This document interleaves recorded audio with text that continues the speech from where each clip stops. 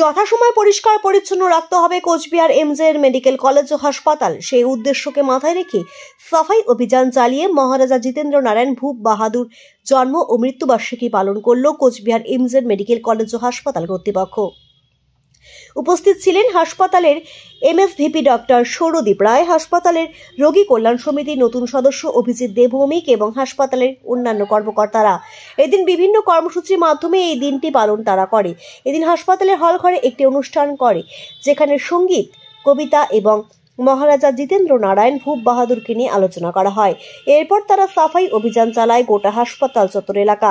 এই বিষয়ে হাসপাতালের রোগী কল্যাণ সমিতির নতুন সদস্য অভিজিৎ দেবভৌমিকের সাফাই অভিযান শুধু আজকের নয়, এই অভিযানটি প্রতিনিয়ত চলবে বলে তিনি জানান।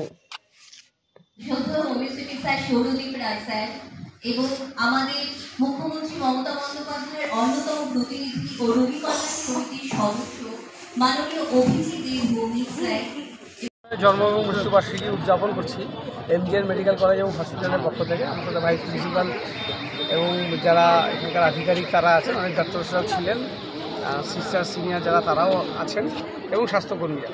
আমরা আজকে একটা পাইলট ড্রাইভ করলাম, যেখানে ক্লিনলিনেসের ওপরে এই মেডিকেল কলেজ এবং হসপিটালে আমাদের একটা স্পেশাল ড্রাইভ থাকবে। তো এটা আজকে স্টার্ট হলো, এটা কন্টিনিউ হবে।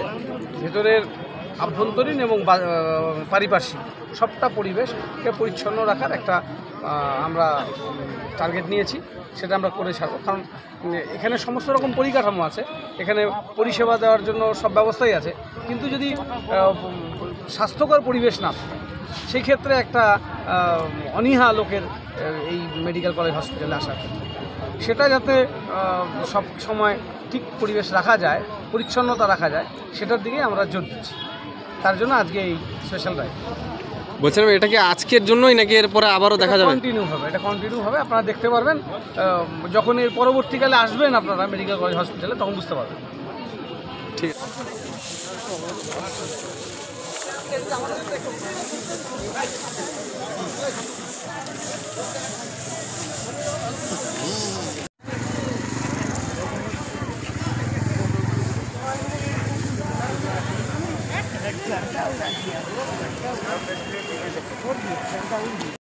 আস্তে আস্তে আস্তে আস্তে